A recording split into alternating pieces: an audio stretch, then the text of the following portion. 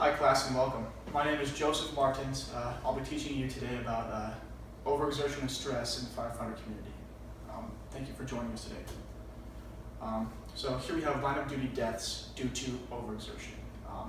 Now, overexertion and stress is the single greatest cause of firefighter fatalities in the United States. Over the past decade, on-duty deaths have remained persistently high with about 100 firefighter deaths per year, right? But 45% of these firefighter deaths are due to overexertion and stress. In 2015 alone, 58% of firefighter deaths were a direct result of overexertion and stress. Now that's a little higher, but the average has been about 45% over the past 10 years.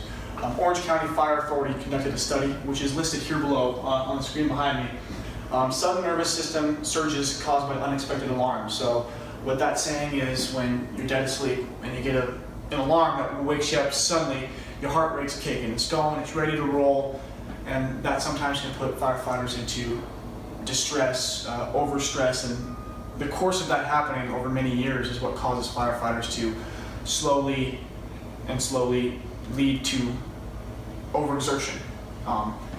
Now, rapid shifts from high to low levels of exertion, let's say they're in a structure fire and they have a collapse, and all of a sudden their body kicks into high gear and they have to maneuver out of there fast, let's say they're trapped, things of that sort. That can also lead to overexertion. Carrying, lifting, and wearing heavy protective gear and equipment. Firefighters, have their normal set of turnout gear and whatever they carry in their pockets, as well as their SCBA, self-contained breathing apparatus, with tools and such. So they are adding a significant more amount of weight to what they already carry just themselves. And this over a period of time takes a toll on firefighters and leads to overexertion. And then excessive fluid loss. So firefighters are fighting a structure fire. It's hot, it's steamy, they have multiple things they're doing and multiple tasks to accomplish, and they're sweating, they're not getting enough water, they're losing fluid, which is sending them into shock, doing things of that sort, and soon that's going to shut the heart down because the heart can't keep up with things of that nature.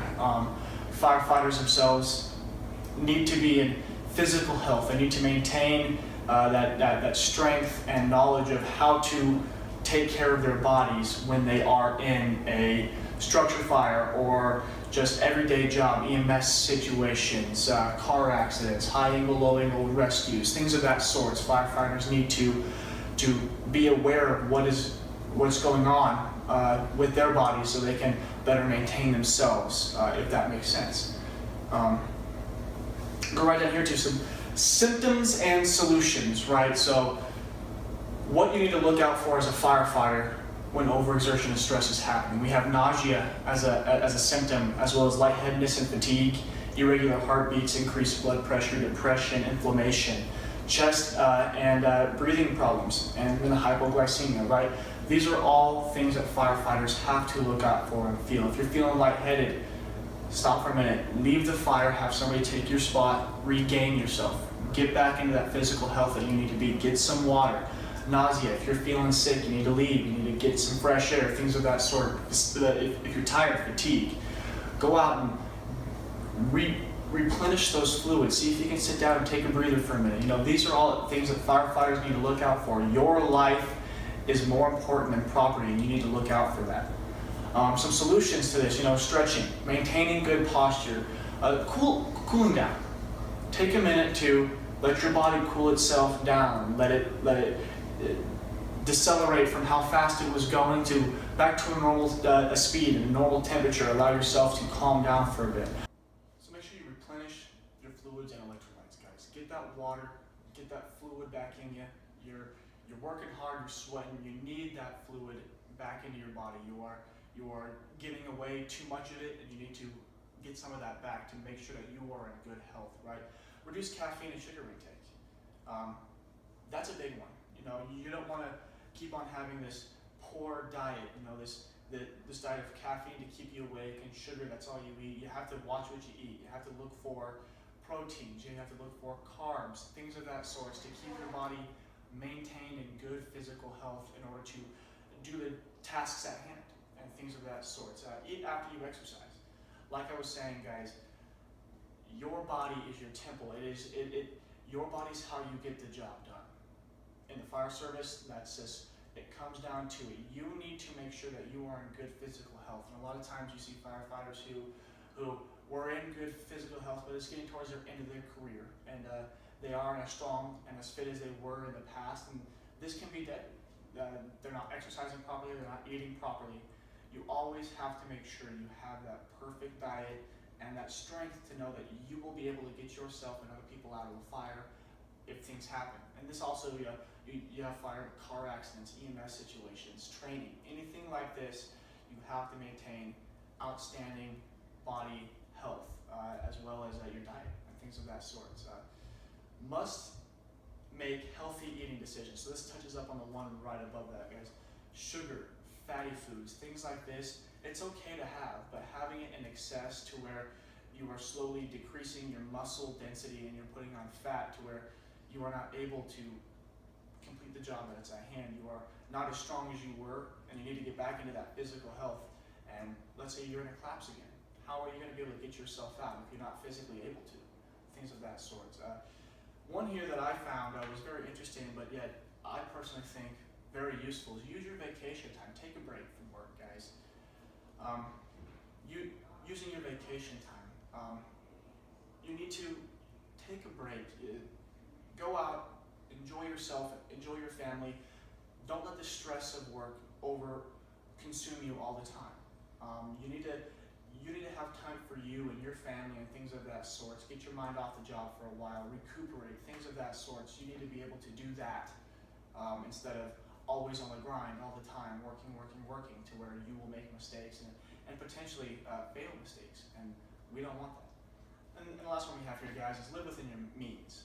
Eliminate overtime and second-time jobs, things of that sort. I know it's funny to say that, firefighters sometimes need a second job to make their income for their family, or they need the overtime to help them pay their bills and things of that sort. Absolutely. I'm not saying get rid of it altogether, but I'm saying do what you have to do to keep your body in shape. And if that means taking a break from overtime shifts, if that means stopping your second job for a week or two and take a vacation from that job so you can focus on your mental health and your strength and your ability to perform as a firefighter, that's all that it's saying. Again, your physical health is simply a must. Sure, we can get into mental health and things like that, but physical health is a must. You are able to provide the services to people if you are physically able, and that's just what it boils down to, guys. I have a little chart here. This is firefighter deaths in about the last decade or so. You have motor vehicle crashes, structural collapse, struck by vehicle, lost inside structure, fall, murder, trapped underwater, struck by an object. But as you can see, this green bar at the very bottom, it says overexertion, stress, and medical issues, blows all of these other ones out of the water. It shows you that overexertion and stress need to be addressed. And they need to be addressed by the firefighter. I'm sure you can have trainings on it, but the firefighter needs to be conscious and understanding and capable of what he is doing and needs to know how to do it properly. His body is his temple. He needs to make sure that he is physically able to do this job. And guys, this is my last slide here. I pulled 3 NIOSH reports from what seemed to be many of firefighter deaths due to overexertion. Right here in 2015, May 6, 2015, we have a captain who suffers sudden cardiac death while performing physical fitness training in Mississippi. This firefighter was 54 years old, and he was out doing training. He went home that night, and when he woke up the next morning, when his wife woke up the next morning, she found him unconscious and not breathing. And it turns out that after 90 minutes of resuscitation, this paid captain did pass away from his overexertion of the job. And May 9th, also May 6, 2015, so the same day, we have a career lieutenant suffers cardiac death at an apartment fire. Now this one here was very unfortunate to read. It was this lieutenant went up and was fighting a single dwelling structure fire on the 9th floor of an apartment building.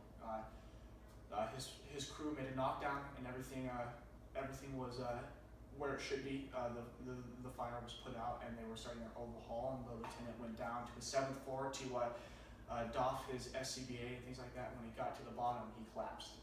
And after 29 minutes of resuscitation at the hospital, they had to call his death, which is unfortunate. And then here, January 28th, 2014, a fire chief suffers fatal heart attack while fighting a residential structure fire. Now, one thing I want to point out is all these people that I have listed here are officers. What I'm trying to say is that it doesn't matter if you are a rookie brand new to the fire service or you are a 30-year chief. It can happen to anybody at any time. You need to maintain that physical health. This chief here was at a residential structure fire and just collapsed from a heart attack and did not come back. And it's things like these are unfortunate, but yet they happen all the time with firefighters. Again, you can yourselves hop on an NIOSH and look at many reports from all around the country of firefighters having fatal problems due to stress and overexertion on calls and things of that sort, guys. Anyway, I do appreciate you all coming here today and listening to my report. And I want to let you guys know that stress and overexertion can hit anybody at any time. Maintaining that physical health will keep you in check and in the boundaries of safety when you are working as a firefighter. Again, guys, thank you so much for coming to this class here today and listening to my presentation. I really do appreciate your time, and I'd like to say be safe. Again, maintain your physical health, your mental health, eat properly, and I don't want to see you guys on one of these NIOSH reports. Again, thank you so much for coming. My name is Joseph Martens, and it's been a pleasure.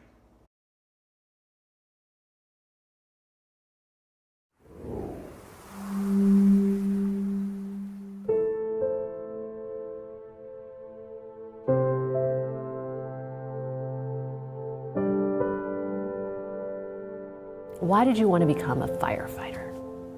I wanted to become a firefighter because I saw these guys as superheroes. I saw these guys as bigger than life. And it wasn't until I got into the job that I realized that we are just human.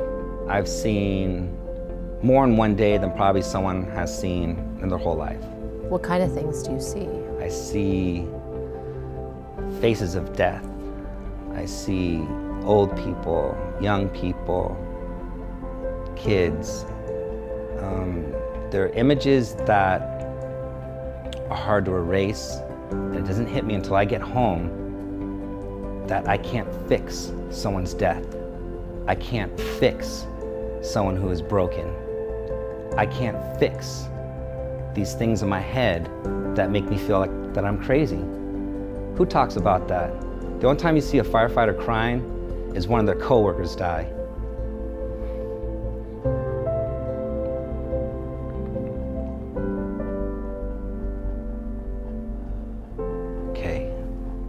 Can you tell me about one of those times when you weren't able to save someone?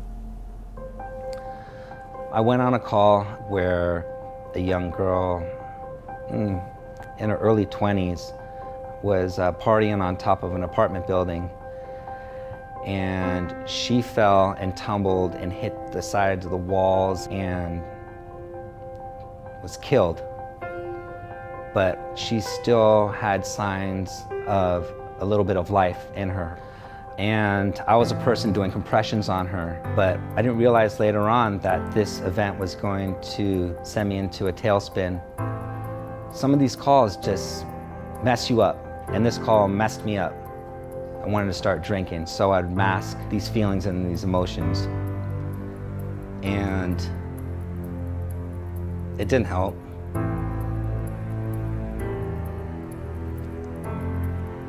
I would use prescription pills, only because I just wanted to get numb. You were diagnosed with post-traumatic stress injury, PTSI. Can you tell me about that? I'm healing from my injuries. I'm not gonna be completely healed because I just went on a call last week that messed me up. But I get through them quicker because I'm not drinking. You know, I'm eating cleaner and stair climbing. Tell me how you go from using alcohol as a means of escape to climbing stairs, a new ritual. Using drugs and alcohol, you get high. Doing stairs, I get high.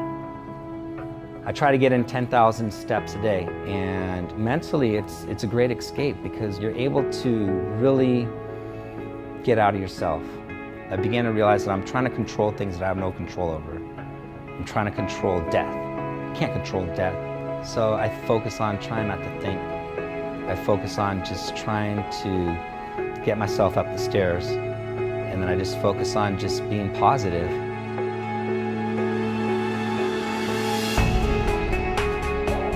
I started organizing my coworkers to join in and do this climb as a tribute to the guys that were killed in 9/11.